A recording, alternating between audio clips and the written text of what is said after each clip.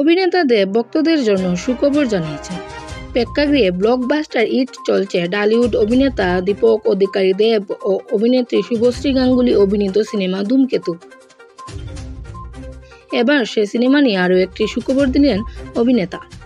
বৃহস্পতিবার 14 আগস্ট রাতে তার ভেরিফাইড ফেসবুকে ধূমকেতু সিনেমার একটি পোস্টার আপলোড করেন। সেখানে লেখা, প্রথম দিনে 2.10 কোটি আয় ছুঁয়েছে সিনেমাটি। ক্যাপশনে দেব লেখেন, 10 বছরের পুরনো সিনেমা আজ ইতিহাস গড়ল।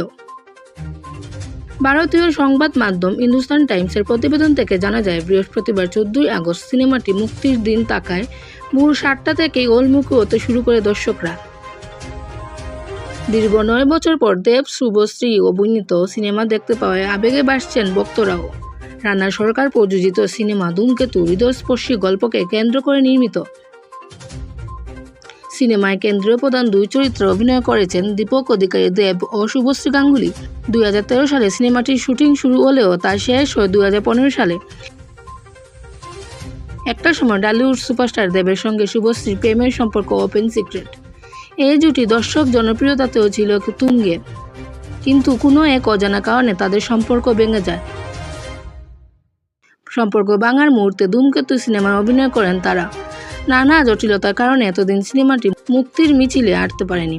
অবশেষে দীর্ঘ 9 বছর পর সিনেমা আজ প্রেক্ষাগৃহে মুক্তি পেয়েছে। দীর্ঘ সময় পর পর্দায় আবারও দেব শুভশ্রী জুটি দেখতে তাই দর্শক আগ্রহের কেন্দ্রে রয়েছে সিনেমাটি। প্রসঙ্গত, প্রেমের সম্পর্ক ভেঙে যাওয়ার পর ব্যক্তিজীবনে শুভশ্রী পরিচালক রাজ চক্রবর্তীকে বিয়ে করেন। রাজ শুভশ্রীর সংসারে রয়েছে 2 সন্তান।